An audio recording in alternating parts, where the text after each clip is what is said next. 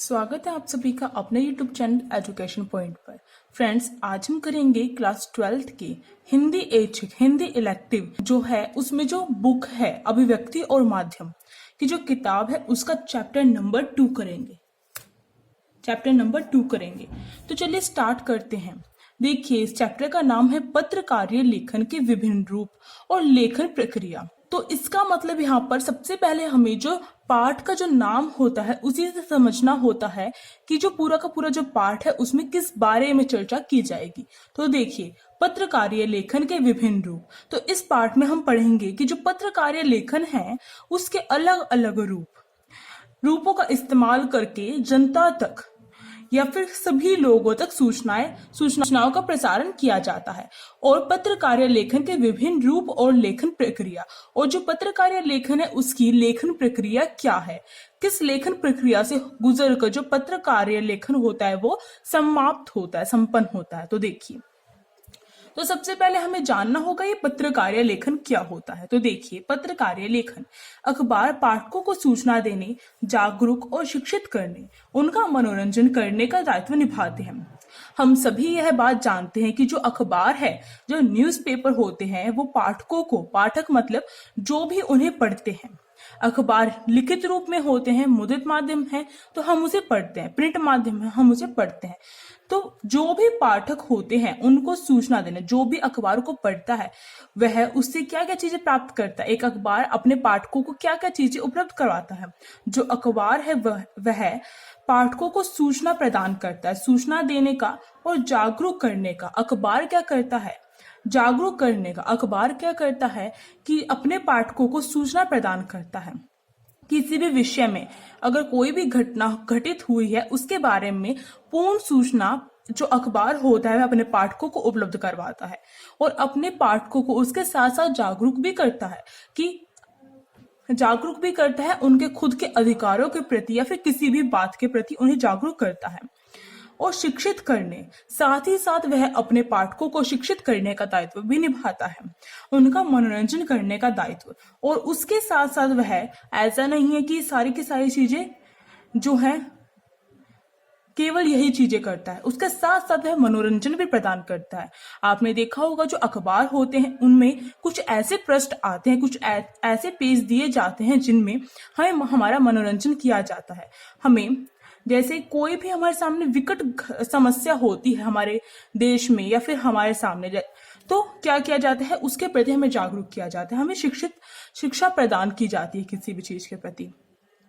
जैसे कि एक शिक्षक अपने शिष्य को शिक्षित करता है, उसी प्रकार जो अखबार होता है वह अपने पाठकों को शिक्षित करता है और साथ ही साथ वह मनोरंजन भी करता है। एक पृष्ठ अलग से आता है अखबार में जिसमें कुछ जोक्स होते हैं, कुछ दैनिक जो क्रियाएं हम करते हैं उनसे जुड़े हुए कुछ बातें होती है जो हमें जाननी जरूरी होती है, तो वो मनोरंजन के माध्यम से हमें प्रदान करता है।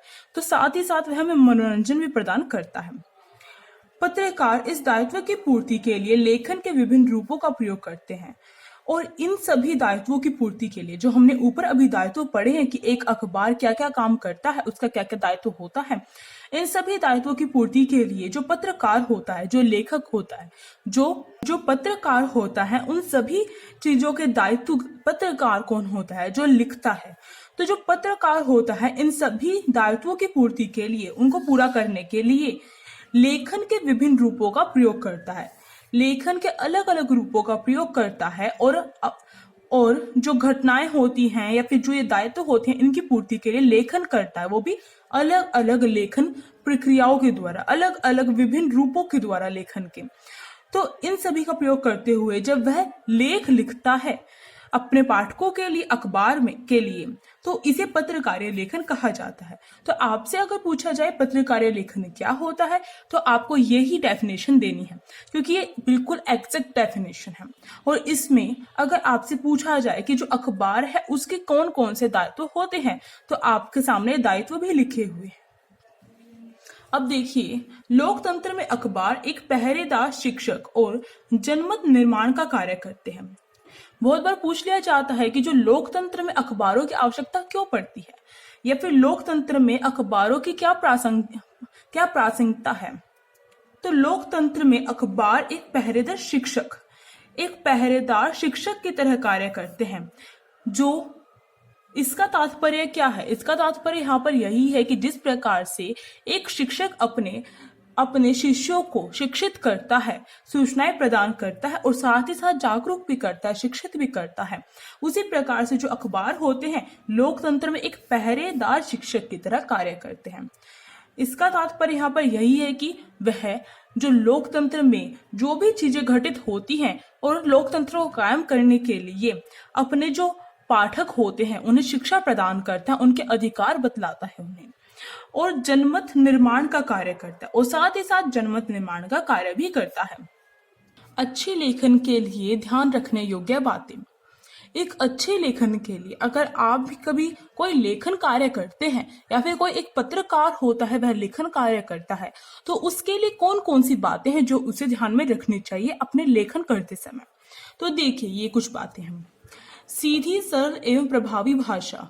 जो लेखक होता है, जो लेखन करता है, उसे सबसे पहले अपने दिमाग में यह बात गांठ बांध लेनी होती है कि उसे जो भी भाषा का वह प्रयोग कर रहा है, क्योंकि जो भी लेखन कार्य होता है वह किसके लिए लिखा जाता है? खुद के लिए तो नहीं लिखा जाता है, अपने पाठकों के लिए लिखा जाएगा।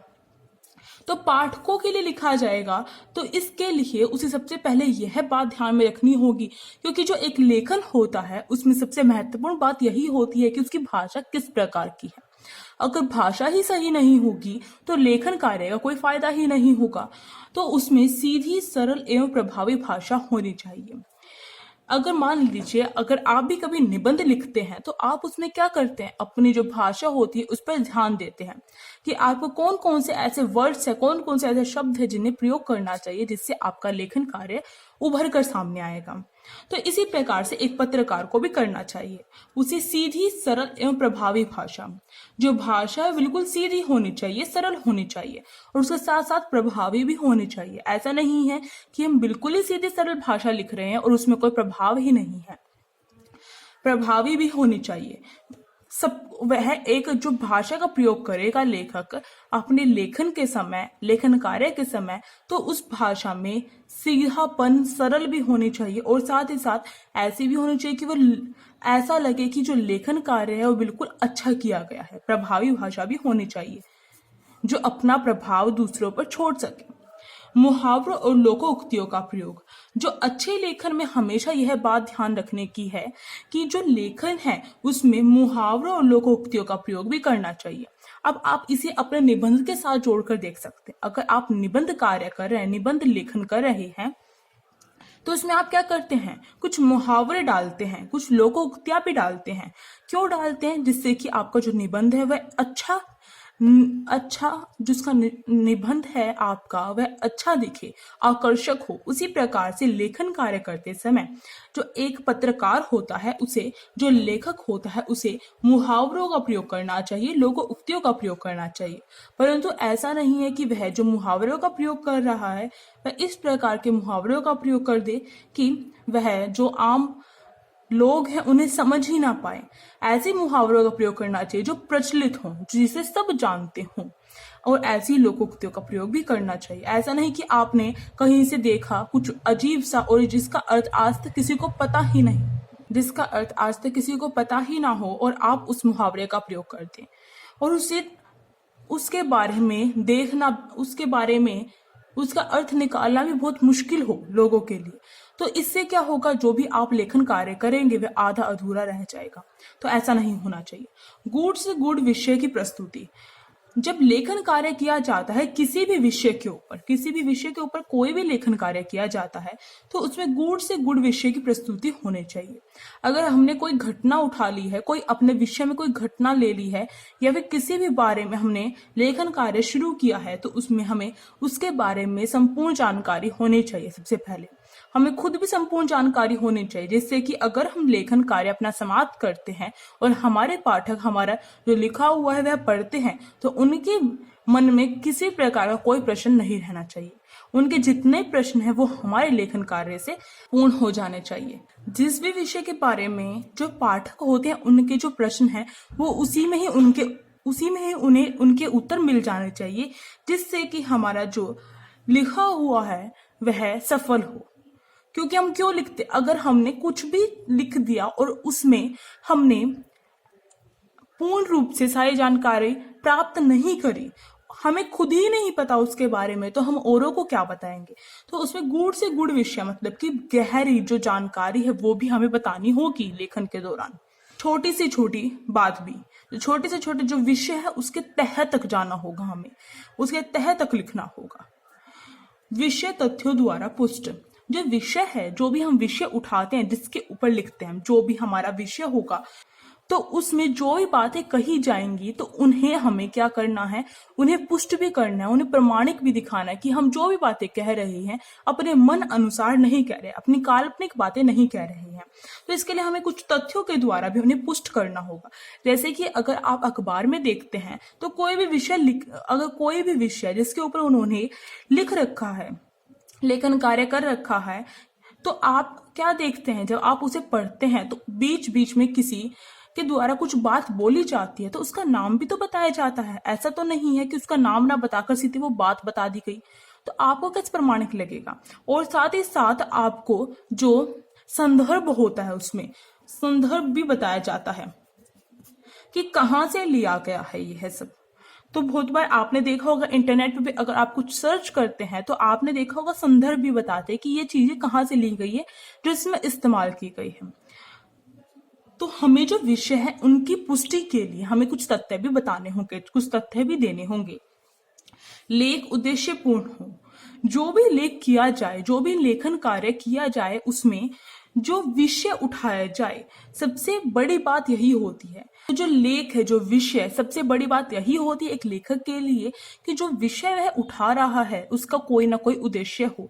ऐसा नहीं कि कोई भी विषय उठा लिया और उसके बारे में कुछ भी बोलने लग गए, ऐसा नहीं होना चाहिए। जिससे जो पाठक है उन्हें कुछ फायदा हो वही तो हमें उन्हें बताना चाहिए, उसी विषय पे तो लेख करना चाहिए। तो लेख जो है हमारा उद्देश्यपूर्ण होना चाहिए, उसमें कोई ना कोई उद्देश्य होना चाहिए। हम हिंदी ही पढ़ रहे हैं, आपने बहुत बार देखा होगा कि जो हिंदी में जो कहानियां होती हैं तो उसमें जो कहानी होती है चाहे वह काल्पनिक ही क्यों ना हो, परंतु उसका कोई ना कोई उद्देश्य तो आपके सामने प्रकट होता है कि लेखक ने किस उद्देश्य से लिखा। बहुत बार ऐसा होता है हमें उसका उद्देश्य समझ नहीं आता है तो हम पूछते हैं कि मैम इसका उद्देश्य क्या है। तो जो उद्देश्य है, सबसे बड़ी बात तो यही होती है, उसका कोई ना कोई उद्देश्य अवश्य होना चाहिए। अब देखिए पत्रकार के प्रकार। जो पत्रकार होते हैं उनके कितने प्रकार हैं, किस किस प्रकार के पत्रकार होते हैं। तो देखिए हम अखबार के बारे में पढ़ रहे हैं, दूसरा हम पत्रकार के बारे में पढ़ रहे हैं, पत्रकार या लेखन, तो हमें यह पता होना चाहिए कि जो पत्रकार है वह कितने प्रकार के होते हैं। तो देखिए पहला पूर्णकालिक पत्रकार, दूसरा अंशकालिक पत्रकार और तीसरा फ्रीलांसर। तो इनके नाम से ही आप इनकी जो डेफिनेशन, इनकी परिभाषा है आप याद कर सकते हैं। तो देखिए पूर्णकालिक, पूर्णकालिक से आप समझ रहे हैं, पूर्ण मतलब पूरा, कालिक काल, समय, तो जो पूरे समय के लिए हो। अभी मैं यहाँ पर आपकी जो डेफिनेशन है, परिभाषा है, उसके बारे में याद करने के लिए कुछ थोड़ी सी आपको हिंट दे रही हूँ कि आप कैसे याद कर सकते हैं। तो जो पूर्णकालिक पत्रकार होता है, इससे हमें ये बात तो स्पष्ट हो गई है कि जो पूर्णकालिक पत्रकार होता है वो पूरे समय के लिए होता है। तो देखिए पूर्णकालिक पत्रकार उस पत्रकार को कहते हैं जो किसी समाचार संगठन में एक नियमित वेतनभोगी होता है। इसमें आपको ये वर्ड याद रखना आवश्यक है।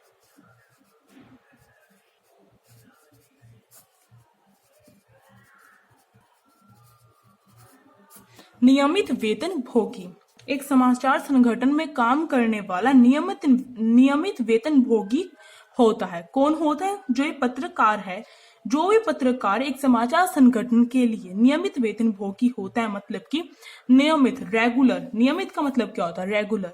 तो जो हमेशा एक ही समाचार पत्र के लिए कार्य करेगा, जो एक समाचार पत्र के लिए नियमित वेतनभोगी कर्मचारी होता है, नियमित वेतनभोगी होता है, उसे ही पूर्णकालिक पत्रकार कहा जाता है। जो एक ही समाचार पत्र के लिए रेगुलर, नियमित रूप से कार्य करता है और उसी से अपनी सैलरी प्राप्त करता है। वेतनभोगी, वेतन मतलब सैलरी, भोगी जो उसे ग्रहण कर रहा है। तो आपको ये कुछ वर्ड्स याद रखने हैं जिससे आपकी जो डेफिनेशन है वो सही स्पष्ट होगी। तो देखिए ये दो ही वर्ड्स ऐसे थे जिससे आपको हमेशा याद भी रहेगा कि पूर्णकालिक पत्रकार कौन होता है और साथ ही साथ साथ ही साथ आपको इसकी परिभाषा बनाने में कोई दिक्कत नहीं होगी। तो आपको समझना है, आपको रटना नहीं है।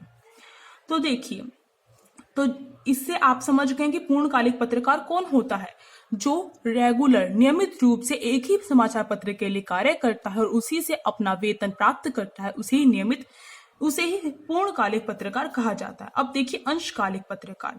अंश मतलब क्या होता है? छोटा सा। कालिक समय, थोड़े समय के लिए, थोड़ा भी बोला जा सकता है उसे, अंश को थोड़ा। तो अंश थोड़ा सा या फिर छोटा, तो थोड़े समय के लिए जो कार्य करता है उसे ही हम इसकी, अगर इसका शब्द अर्थ हम देखें तो इससे हमें यही समझ में आ रहा है कि जो थोड़े समय के लिए कार्य करता है उसे ही क्या कहा जाता है? पत्रकार कहा जाता है, अंशकालिक पत्रकार। तो अब इसकी एग्जैक्ट डेफिनेशन क्या होगी, उसमें हम कौन से वर्ड्स यूज करें? तो देखिए, किसी समाचार संगठन के लिए एक निश्चित मानदेय पर काम करने वाले पत्रकार को अंशकालिक पत्रकार कहा जाता है। तो देखिए,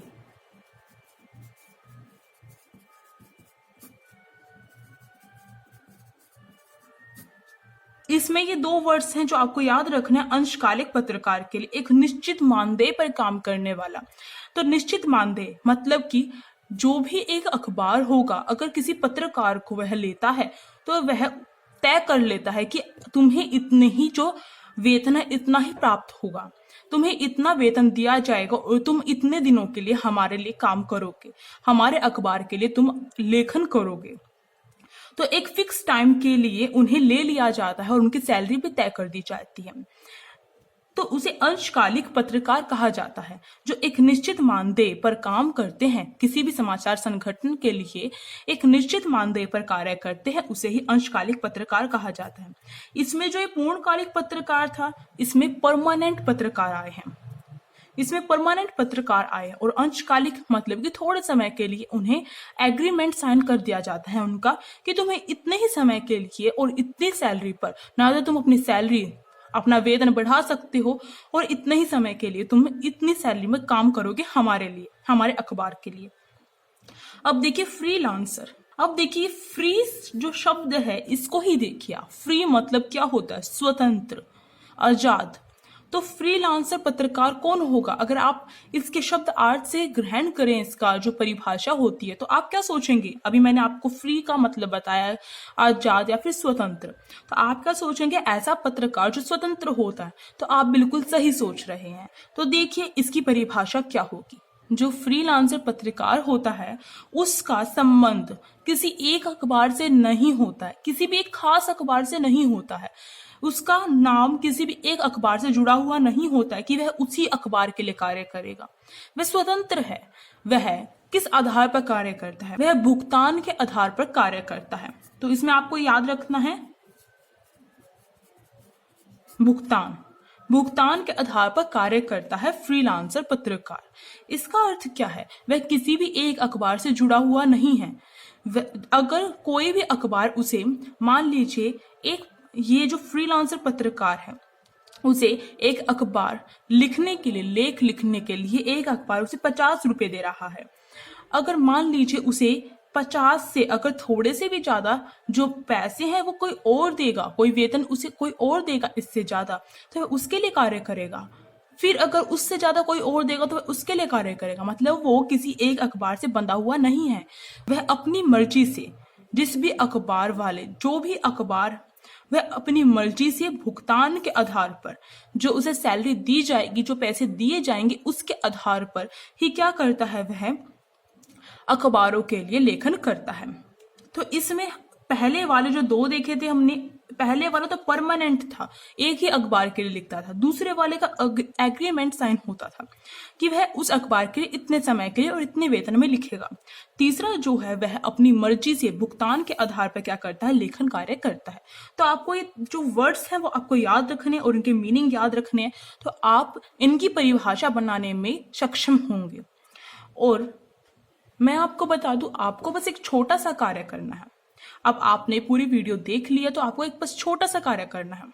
वो मेरे हित के लिए नहीं है, मेरे फायदे के लिए नहीं है, वो आपके फायदे के लिए। मेरा काम यहाँ पर खत्म हो गया है कि आपको इतना समझाया है मैंने। इसके बाद आपका काम शुरू हुआ है। अगर आपको सच्ची में अच्छे नंबर लेके आने हैं तो मैं आपको बस यही कहूंगी, जो भी यहाँ पर समझाया जा रहा है साथ साथ में आप वीडियो बंद करने के बाद ऐसे ही आप छोड़ मत दीजिए, क्योंकि आपका माइंड जो एक बार कैच कर लेता है उसके बाद आपको उसे दोहराना पड़ेगा। एक बारी आपको दोहराना पड़ेगा। यहाँ पर जो समझाया जा रहा है आप अपनी कॉपी में नोट कीजिए, जैसे कि यहाँ पर आपको ऊपर ये बताया गया है, तो आपको इसकी एक्सप्लेनेशन क्या करनी है, आपको अपनी कॉपी में करनी है।